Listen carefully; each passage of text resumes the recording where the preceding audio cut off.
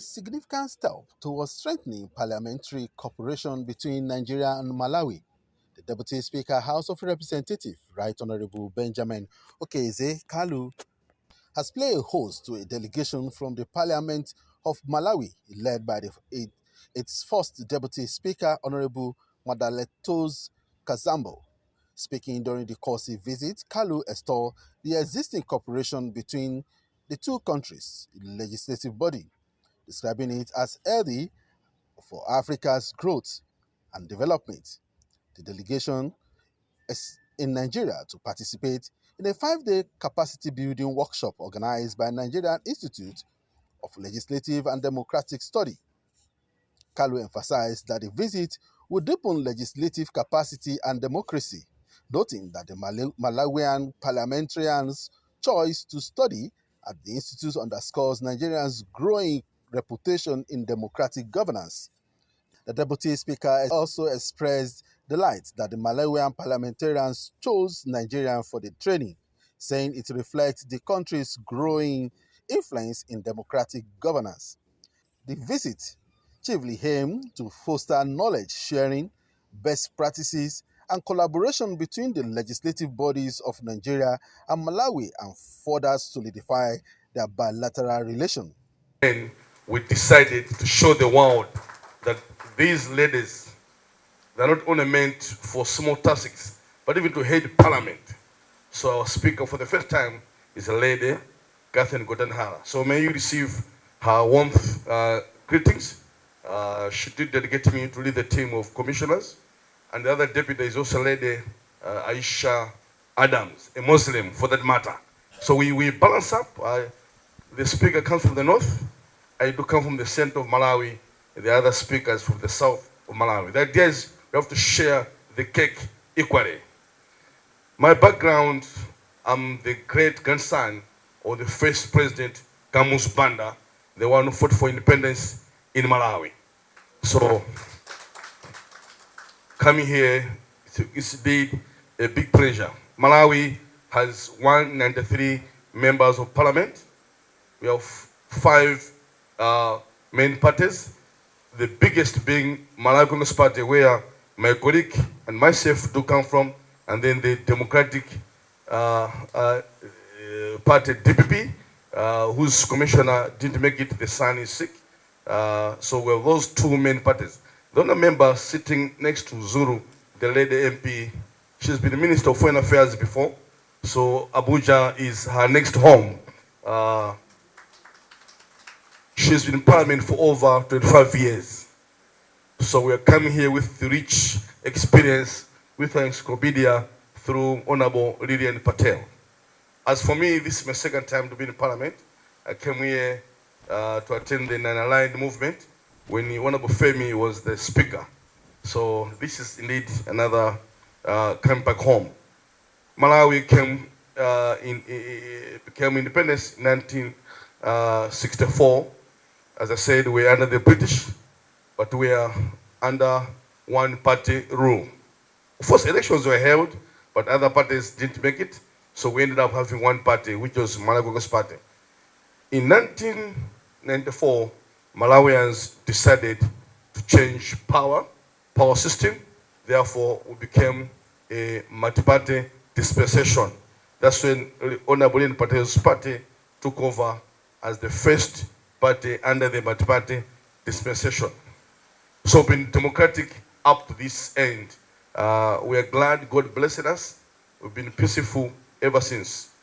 Malawi is blessed with a lake, beautiful waters. The water you see in Mauritius can't be compared to Malawi. Malawi water is the best. So I want to urge you guys, young guys, when not go for holiday, come to Malawi. You're going to enjoy the warmth. We're people known as the warm heart of Africa. The food in Nigeria and the food in Malawi, more or less the same. The beef, the chicken, more or less the same. The rice. Yeah, so we're not missing Malawi as we're here in Abuja because more or less the food. Only that your food, there's a lot of chili in your food. Even in tea, you find chili. Just a joke. Malawi Parliament is known by promoting gender. over 42, it's not 44 members of parliament are lady MPs. Malawi parliament is also known by promoting the youth. So over 30% of parliament are the youth that are below 40. You know, we don't say the youth are leaders of tomorrow. We say we are the leaders today. As for me, I became the deputy speaker when I was 34. So just imagine, we promote the youth, we promote the gender. I'm coming from an independent. I hear Nigerians, you don't have independent MPs. In Malawi, 55 MPs were independent, and I was leading the independent MPs. So we promote democracy in its totality. Democracy at party level, democracy at national level. If the parties choose somebody else, but the electorate choose otherwise, democracy has to prevail. So that's why we have many independents in parliament. The reason is let democracy prevail. Why are we here? Iron sharpens iron. Nigeria and Malawi, if we share notes, we're going to have a better world. We're going to have a better continent. It's high time that we lose our gold. We lose our natural resources, to the West. Our youth is a pity. They dry while trying to cross the oceans, going to Europe, and yet we have the resources here in Africa. So we're coming here as parliament to learn. We've heard much about the news, and I want to report to you, Deputy Speaker, the resource team that came to present to us, superb, very good team. We are going back home well sharpened. We've learned about good governance. We've learned about procurement systems. How can we make sure that whatever government is procuring, we follow the laws and what have you. So we are coming here to learn, and we've come here to say, can we also come back to Malawi? Can we continue this engagement? When we were meeting the DG a few days ago, he did lament that Malawi doesn't have High Commission office here in Nigeria, and yet Nigeria has an office in Malawi. We are taking that message to our president to make sure that even here in Abuja, we have the office of the ambassador. Because in Malawi, we have several Nigerians that have married Malawians, not just settling, but have married Malawians. Because Malawians have beautiful ladies. Their name sounds like our names. So it's not just our food that is alike. Our names sound alike as well. Talking about food, I hope you have jollof rice. Do you have jollof rice? If you don't have jollof rice, when we come there, we'll teach you Nigerian jollof rice. So that, and also, I agree with you that you have beautiful ladies, because if they're as beautiful as the member of parliament there, then Nigerians are listening. And the invitation is there. Come, the Malawian women are beautiful. And we have heard you loud and clear. Thank you very much. I must really appreciate you for coming. And on behalf of the Speaker of the House of Representatives, it is with great pleasure that I warmly welcome you to the National Assembly of Nigeria, especially the People's House. This is what we call this parliament. We call it the People's House. Your visit to the National Assembly is a significant milestone in our shared journey towards strengthening parliamentary democracy and legislative capacity. I must say I'm glad you chose Nigeria. When you choose to study at NEOS, it means that you're impressed with what we have done with our experiences and the best practices with regards to strengthening our democracy here in Nigeria. Let me point out that the history of the Malawi Parliament is indeed noteworthy. From what you have explained here, the growth is enormous, from colonial roots to its current structure that is more inclusive, I must say, more than Nigerian Parliament. Because the statistics you have reeled out with regards to how many women you have in Parliament and the youth inclusivity shows that you have advanced faster than we expected. And kudos to you. The parliament has evolved to become a robust institution that promotes the rule of law, accountability, and good governance. And we are proud of what you're doing in Malawi. I'm particularly impressed by the structure of the parliament with the unicameral parliamentary system of the National Assembly of Malawi, which serves as the supreme legislative body of the nation. It works for you there, but in our country, bicameral works better for us. I say so because of our huge diversity and the need to go through issues, incorporating the various views of various sectors, various demographics, and various cultural background, religious background, to be able to come out with the best policy of government, best legislative framework on any of the issues affecting national interest. It is impressive to know that the 193 elected members of parliament, each with 5-year tenure, work tirelessly to represent the interests of their constituents. I note that the National Assembly has made significant improvements and progress in promoting democratic governance, despite the challenges that you have encountered that came with relatively low representation of women in parliament. You have been able to beat that. You know, I have increased the number of women representation in your parliament. We sure have a lot to learn from you there, and you are coming at a time when we are working on reviewing our constitution. And I happen to be the chairman of the Constitution Review Committee. One of the thematic areas that we are battling with is the issue of increasing the number of women in our parliament. Influenced by the success countries like you have achieved by including women and enjoying the prosperity that women inclusion has brought to your governance. We are approaching it with what we call the Reserved Seat Bill, which is a constitutional amendment bill that will reserve a seat for women to participate in our democracy, one per state in our federal republic, including the FCT.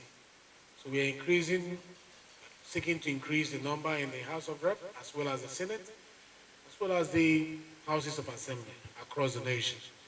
That way, our less than 4% participation of women in Parliament at the moment will be increased to about 14 to 15%.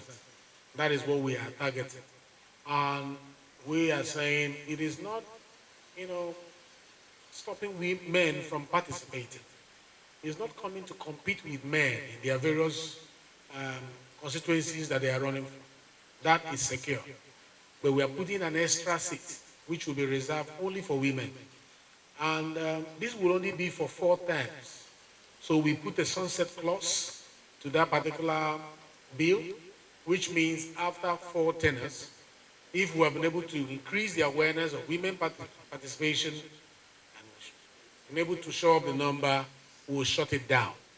And if it is not, we'll extend that timeline maybe to another 2 tenors or 4 tenors. So that is what we are working on at the moment. And also in Nigeria, youth participation is also key to us. After leaving you now, I'm going to address youth, you know, because we're doing our open week, and today is dedicated to engage with youth. As you know, we passed what we call the Not Too Young to Run bill to reduce the number of years for those who want to run for House of Assembly, House of Representatives, Senate, and even President, to make sure that the younger ones are given space to participate. So today we'll be discussing what are the challenges in the course of, you know, embracing the benefits of that particular legislation. And also I'll be having a post-scrutiny, legislative scrutiny on that Not Too Young to Run bill to know how far have we fared in making sure that we include our youth. I'm happy with what you're doing with the youths in your country, and I'm happy you announced how young you were when you became the Deputy Speaker of your parliament.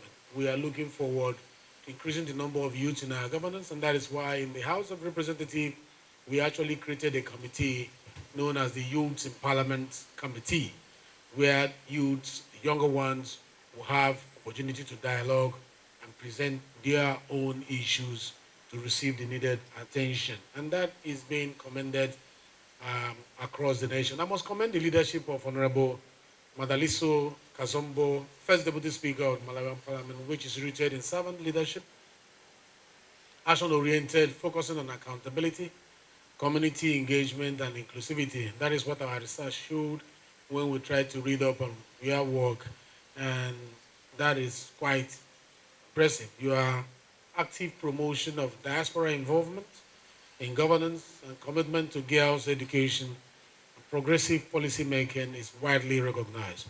And I must congratulate you for being on this seat as an independent candidate.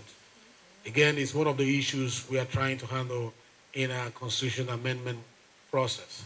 Can we have individuals who don't belong to political parties stand for an election and be voted for?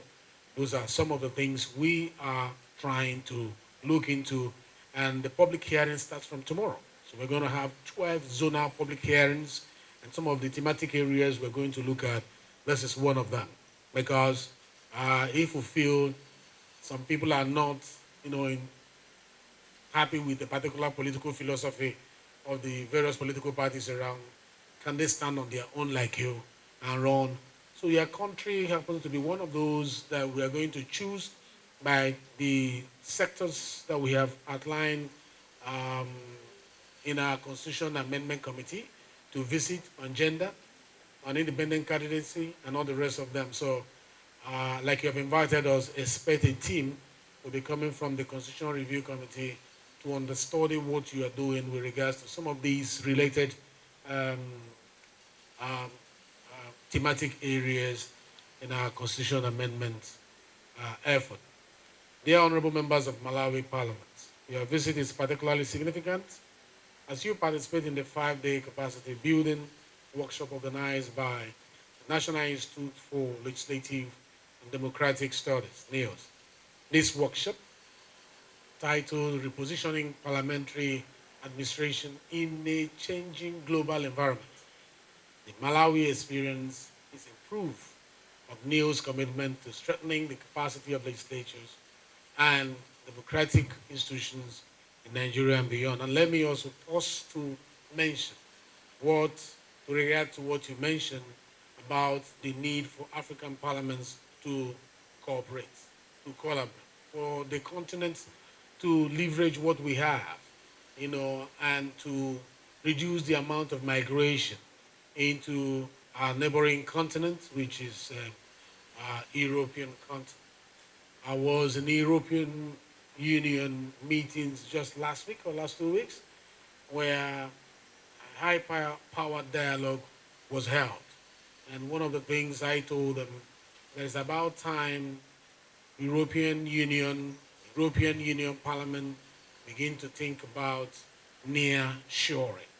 Near shoring is where they bring their finance, they bring their technology, and establish their industrialization close to our abundant mineral resources. That way, our children who are escaping not from hunger but in search of opportunities will be able to see the opportunities, closer to them, and then leave their borders alone.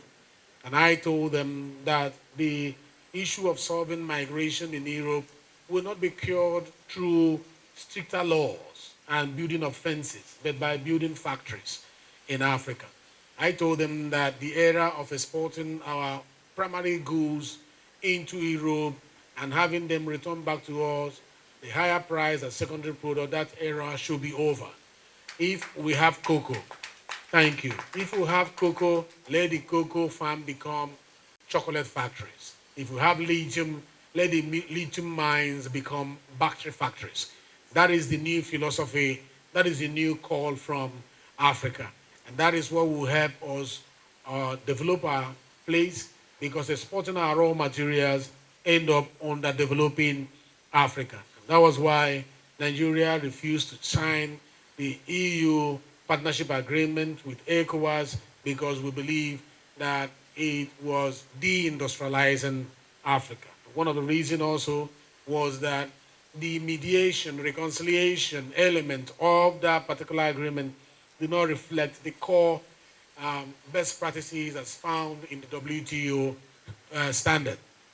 And we also believe that there was no protection for the intellectual property of our children who are more in number in their youth because the demography shows and statistics shows in the next 5 years, 10 years that Africa is going to have the 42% of all youths in the world resident in Africa. This is not um, available in Europe. So they have aging population. So our mineral resources, our youth population is what we are bringing to the table. And this is in support of what you are also saying. It's about time Africa wakes up to what we have and go to the table as equal partners and go to the table with a sense of mutual respect. And if we start trading with ourselves, like the single market that is being proposed by the African Free Trade Agreement, the AFTA that we are working towards, I've also told them in the European Union that the single market of European countries can also benefit from the single market of Africa. But if we are going to trade with one another, let us not trade raw material for raw material. Let us trade with one another, improve product for improved product. That way, Africa will grow. And I'm sure that with the kind of spirit I've seen in you, if the flame is lit across the whole continent of Africa, where parliamentary bodies begin to network with one another, have one focus, make similar laws, Africa will become a better place that all of us will be proud of. So NEEDS has established, thank you, NEEDS has established itself as a premier training institute dedicated to the enhancement of legislative capacities and the strengthening of democratic institutions around the world, especially in Africa, not only in Nigeria, but across the continent. Therefore, as you engage in this workshop, I encourage you to share your experiences, best practices, and challenges. I'm happy to hear from you that you've received the best contribution, training from our best resource persons. We have a bundle of them here in Africa, and we are proud of what NEWS is doing. Your contribution will not only enhance the learning experience, but also promote significant parliamentary exchange for knowledge, sharing, meaningful collaboration, and network.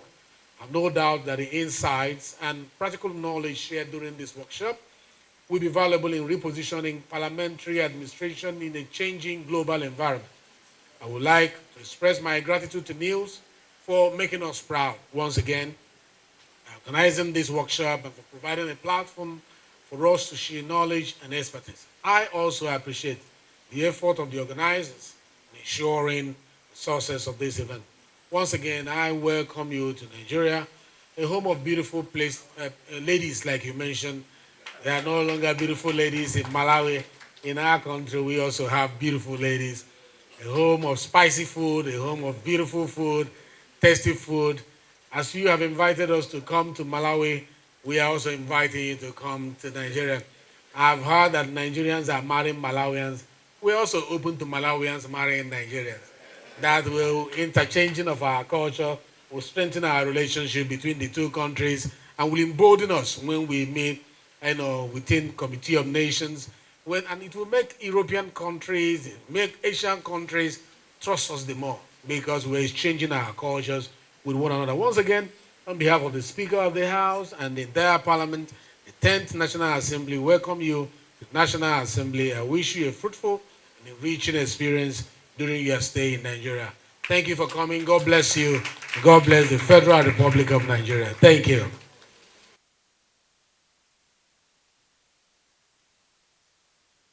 The office will provide a meeting to help to guide you in what you do